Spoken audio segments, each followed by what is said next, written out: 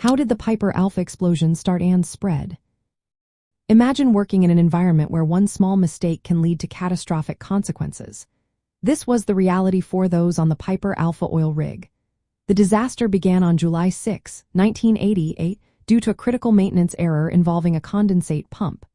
Pump A was taken offline for maintenance, and during this process, the pressure safety relief valve was removed. It was replaced with a blind flange, a temporary plug meant to seal the pipe. However, this flange was only hand-tightened, not securely fastened.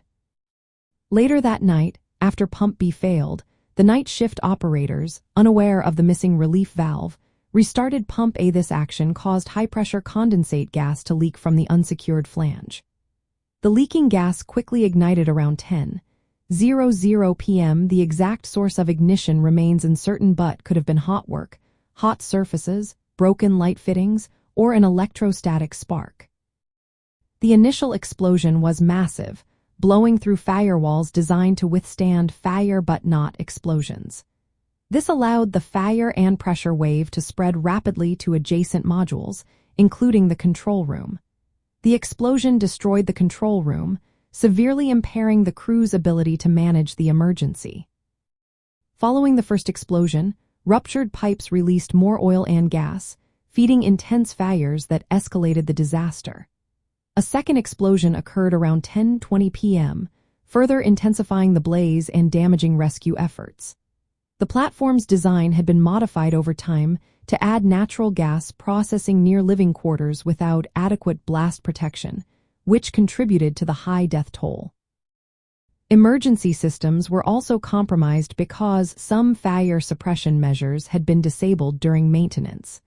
The fire raged uncontrollably for hours, and the platform collapsed into the sea just before midnight. Of the 226 people on board, only 61 survived. The Piper Alpha disaster highlighted the extreme risks involved in offshore oil work.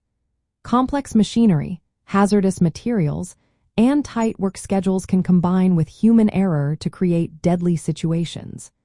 This tragedy led to major changes in offshore safety regulations and work permit systems to reduce risks in the future.